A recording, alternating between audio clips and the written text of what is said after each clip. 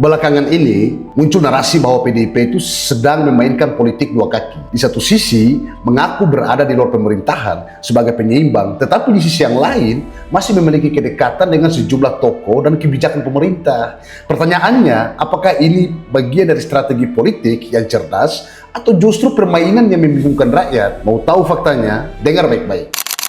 Kalau kita lihat faktanya, dalam sistem demokrasi, partai oposisi itu memang berhak untuk mengkritik pemerintah. Dan itu normal. Bahkan kritik yang keras sekalipun adalah bagian daripada mekanisme kontrol kekuasaan. Namun, persoalannya adalah berbeda ketika kritik tidak lagi bertujuan memperbaiki kebijakan, melainkan hanya menjadi alat untuk membangun sentimen publik demi keuntungan elektoral. Karena rakyat hari ini tentu berhak bertanya, apakah suara yang lantang itu benar-benar memperjuangkan kepentingan rakyat atau sekadar investasi politik menjelang perebutan kekuasaan berikutnya. Nah, di sisi yang lain, publik juga melihat bahwa hubungan PDIP dengan pemerintahan hari ini tidak pernah benar-benar putus total. Banyak agenda nasional yang tetap mendapat dukungan, sementara pada saat yang sama narasi perlawanan terhadap pemerintah juga terus dibangun di ruang-ruang publik. Nah, kondisi ini membuat sebagian masyarakat itu menilai apakah ini ada strategi main aman. Kalau pemerintah berhasil,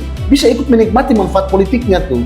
Tapi kalau pemerintah gagal, bisa berdiri di barisan pengkritik dan berkata, kami sudah mengingatkan sejak awal tuh. Dan hal ini tuh ibarat seseorang itu menaruh kaki di perahu pemerintah dan satu kaki lainnya itu menaruh di perahu oposisi. Nah, selama sungainya tenang, memang terlihat pintar. Tapi ketika arus politik mulai deras, posisi seperti itu justru berisiko membuat publik itu kehilangan kepercayaan.